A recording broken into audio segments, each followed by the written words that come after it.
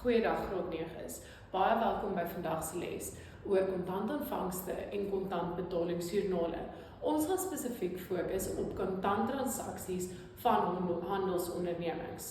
Aan die einde van hierdie les sal julle in staat wees om die volgende terme te verduidelik: handelsonderneming, handelsvoorraad, winsmarge, kosprys, koste van verkoper, asook verkoopprys.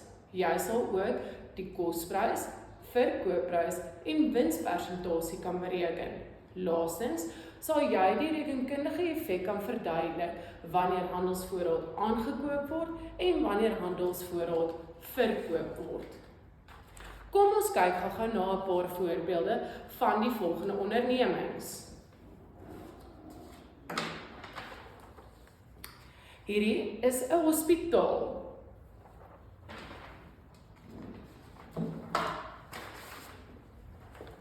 Die volgende is 'n voorbeeld van 'n skool.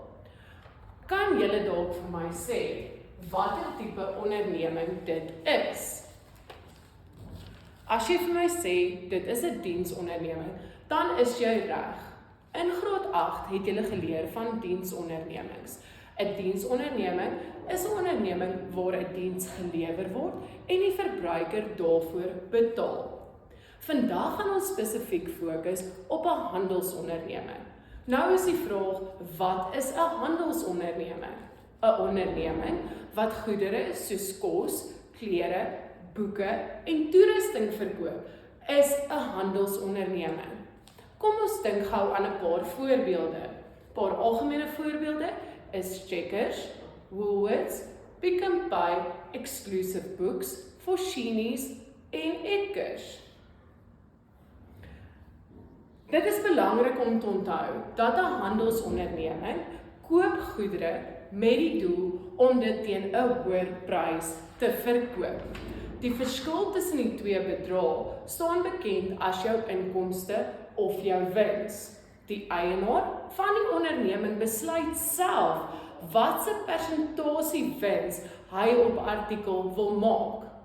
Hierdie wins moet genoeg wees om die kosprys van die goedere asook enige ander sake-uitgawes te dek. Die verskil of die bedrag wat dan oorbly, moet ook voldoende wees om die eienaar se lewenskoste te dek. Hierdie winspersentasie word die winsmarge genoem. Kom ons kyk gou na die volgende begrippe. Dit is belangrik dat ons weet wat dit is. Handelsvoorraad. Handelsvoorraad is 'n bate. Dit is goedere wat aangekoop is met die doel om teen 'n wins te verkoop. Koste van verkope aan die ander kant is die kosprys van handelsvoorraad wat reeds verkoop is. Met ander woorde, die eienaar aanvanklik daarvoor betaal het vir goedere wat hy verkoop het. Wanneer ons handelsvoorraad verkoop, is daar twee bedrae betrokke. Die eerste ene is die bedrag waarteen goedere gekoop word. Dit word jou kosprys genoem. Die tweede is die prys waarteen goedere verkoop word. Dit staan bekend as jou verkoopprys. Die handelaar sal die verkoopprys van 'n artikel bereken deur 'n winsmarge by die kosprys daarvan te tel.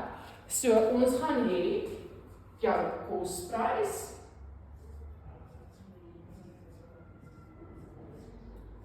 plus jou winsmarge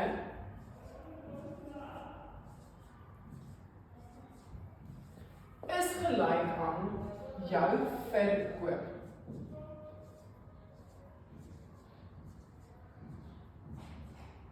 Prys. Kom ons kyk gou na 'n voorbeeld. Die eienaar koop 'n artikel vir R180. Hy wil 10% wins op hierdie artikel maak. Nou 10% van R180 is R18. Wat beteken hy moet hierdie artikel teen R198 verkoop. Dit is om die R180 van die goedere of die artikel te dek, as ook die R18 vir die handelaar as wins. Daar is 3 belangrike berekeninge wat ons moet kan doen. Eerstens is dit ons verkoopprys, kosprys en dan winspersentasie. Kom ons kyk gou na die eerste ene, naamlik jou verkoopprys. Om jou verkoopprys te bereken, het ons kosprys as ook winspersentasie nodig. Ons gaan die volgende formule gebruik.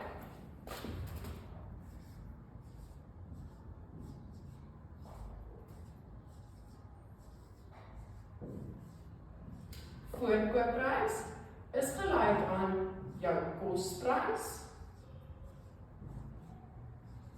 gedeel deur 1 maal met 100 plus winspersentasie gedeel deur 100. So kom ons pas hierdie formule toe op 'n voorbeeld. Houthuis verkoop verskeie houtprodukte. Hulle het houtbanke teen 185 van 'n verskaffer gekoop. Bereken teen watter prys Houthuis die banke moet verkoop as hulle 'n winspersentasie van 15% wil verdien. Belangrik, kosprys R185. Winspersentasie 15%. Kom ons pas dit nou toe op ons formule. Ons vat ons kosprys. Ons kosprys is die R185. 185 op 1 maal met 100 plus ons winspersentasie wat 15% is gedeel deur 100. Ek wil nou hê jy moet jou sakrekenaar uithaal en die volgende sommetjie gou doen.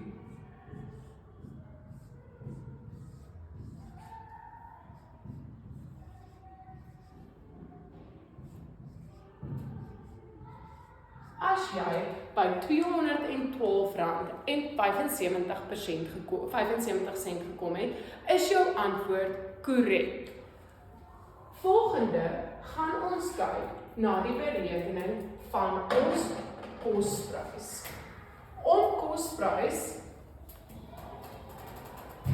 te bereken, het ons verkoopprys as ook ons winspersentasie nodig. So belangrik, om ons kosprys te bereken, het ons verkoopprys en ons winspersentasie nodig. 'n onderneming, wat belangrik is om te onthou, is dat 'n onderneming het nie nodig om hierdie kosprys op sy prysetiket te sit nie. Maar hierdie bedrag is nog steeds belangrik wanneer die onderneming sy boeke doen. So ons gaan die volgende formule gebruik. Ons gaan sê kosprys is gelyk aan ons verkoopprys op 1 maal met 100 gedeel deur 100 plus ons winspersentasie. So, kom ons pas dit weer toe op 'n voorbeeld. Kom ons werk die kosprys uit van 'n artikel met 'n verkoopprys van R330 en 'n winspersentasie van 25%. Weereens belangrik, ons het ons verkoopprys en ons het ons winspersentasie. Nou gaan ons dit toepas op hierdie formule. So ons het ons R330 wat ons verkoopprys is. En ons het dan ons winspersentasie wat 25% is. Nou wil ek weer hê jy moet jou sakrekenaar gebruik om die volgende berekening te doen.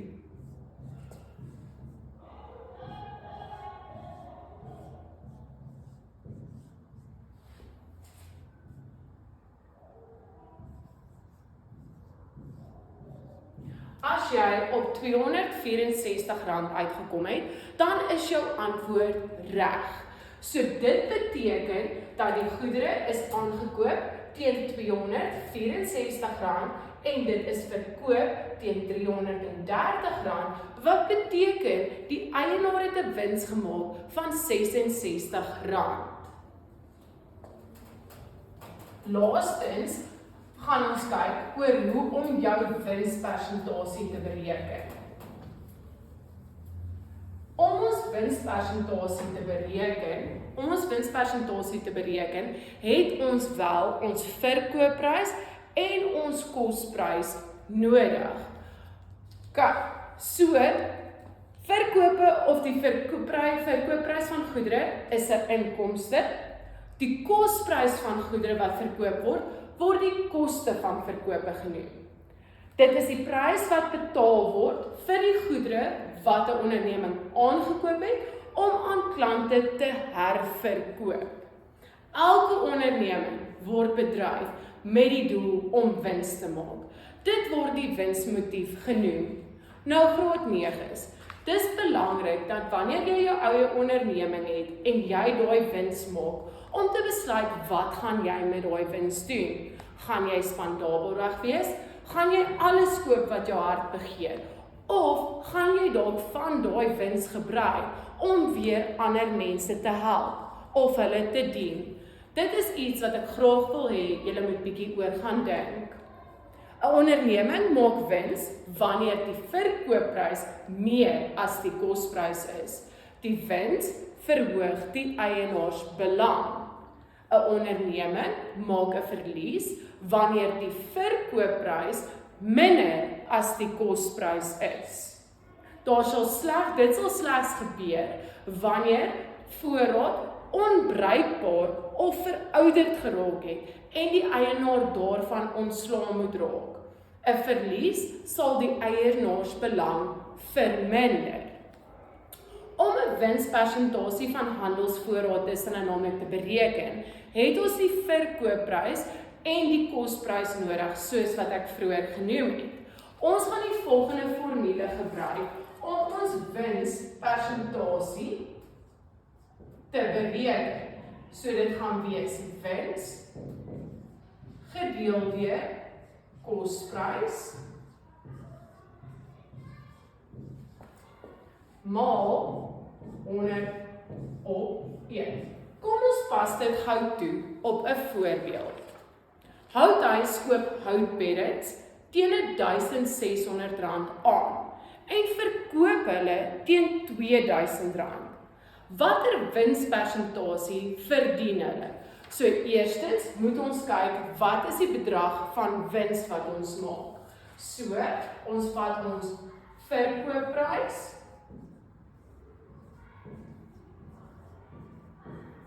min ons kosprys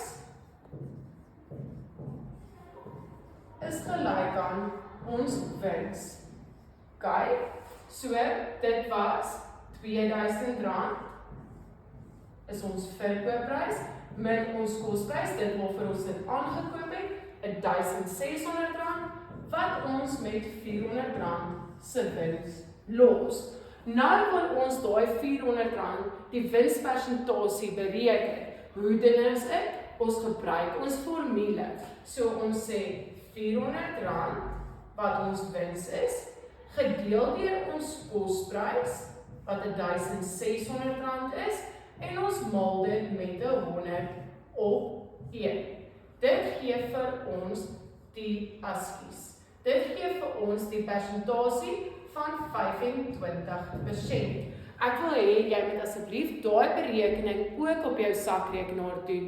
En as jy by 25% kom, het jy jou winspersentasie korrek bereken. Laastens gaan ons gou kyk na die rekenkundige effek wat die aankoop van handelsvoorraad het en dan die rekenkundige effek wat die verkoop van handelsvoorraad het. Dit is belangrik om te onthou dat handelsvoorraad is 'n bate. Bank is ook 'n bate. Nou as jy dink aan jou T-rekeninge, dan sal jou bates en jou bank raak meer aan die debietkant en dit raak minder aan die kredietkant. So wat is die rekenkundige effek wanneer handelsvoorraad aangekoop word? So ons gaan kyk na handelsvoorraad